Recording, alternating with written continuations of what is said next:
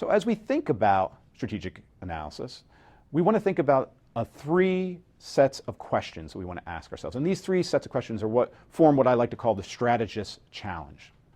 First and foremost, we have to ask a series of questions about what are the values of the organization, of the firm. What's our mission? What's the scope of our business? And ultimately, what do we value at the end of the day? One way to try to get your hands around these set of questions, especially if you're analyzing a business not of your own, is to look at the mission statement of those businesses.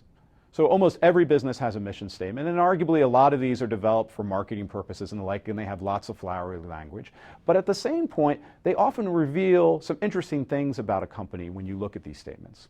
So I've shared with you a number of them here. Here's one for the Walt Disney Company.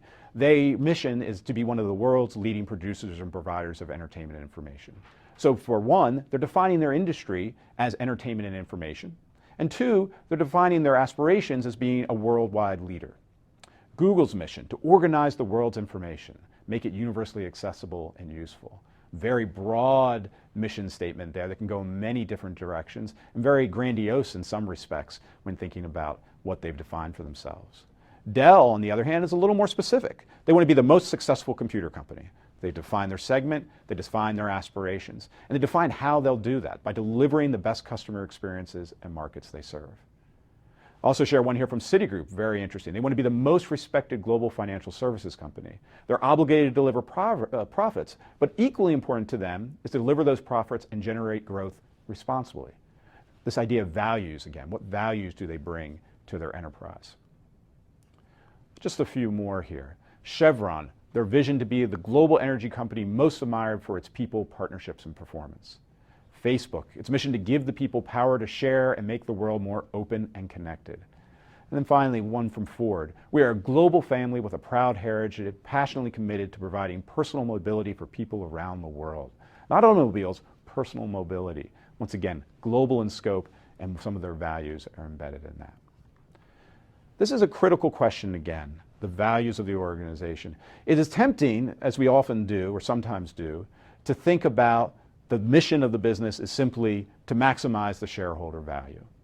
I would argue at the end of the day, the mission of all businesses is to create value for some or all of its shareholders. And assuredly, for many enterprises, this idea of maximizing shareholder value is critical and important. As a strategist, I don't find it very useful though, because at the end of the day, a business has to define its scope and its limitations of how it would pursue that objective. Think about Bill Gates with Microsoft. Bill Gates didn't go out to make the most money in the world. Bill Gates went out to set up the world's most successful software company. And oh, by the way, he made a lot of money doing that. And that fell back to his investors and his shareholders. But at the end of the day, they were defined by that scope, by that mission and those values. And those are important for both understanding where a firm may position itself and how that might actually constrain the choice set amongst the many ways a firm may position themselves in various markets. Beyond values, we need to ask ourselves about opportunities. Maybe you have a great mission, you have a great scope that you're trying to target, but if there is no market demand for that position, clearly you're not going to be in business for long.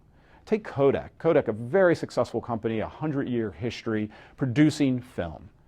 Well, this was a wonderful opportunity for many, many years, but as many of you are aware, the market has shifted. The technology has changed. There's been a disruption in the marketplace with digital photography. And now, unfortunately, Kodak has declared bankruptcy. There was simply no longer a market opportunity for the way they've positioned themselves in the marketplace.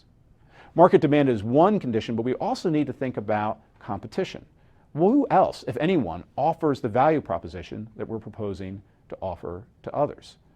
It may be the case that while you have a potential market opportunity, if everyone else is doing it, it might be very hard to be profitable. And we're going to talk more about that, especially in our next lecture. The third thing we need to ask ourselves is about capabilities. Perhaps we have a good position, perhaps we have recognized an opportunity, but do we actually have the capability to execute on that opportunity? What are our strengths? What can we do well? And furthermore, do we have a competitive advantage? Now, competitive advantage is a term used quite a bit in the strategy world, and it has a very specific meaning at the end of the day. Competitive advantage is not just what we do well, It's what we do better than others. It's always in the comparative here when we think about competitive advantage. We might have a very high quality product, but it isn't necessarily a competitive advantage if everybody has a high quality product. At the end of the day, what's our differentiator? How do we distinguish ourselves from others who might be competing with us? So once again, there are three main buckets of questions we need to ask ourselves as we complete a strategic analysis. What are the values of the organization in terms of its scope, its mission? What are the opportunities in terms of market demand and industry structure and competition? And finally, capabilities. What are our strengths? What are our competitive advantages that we bring to this marketplace?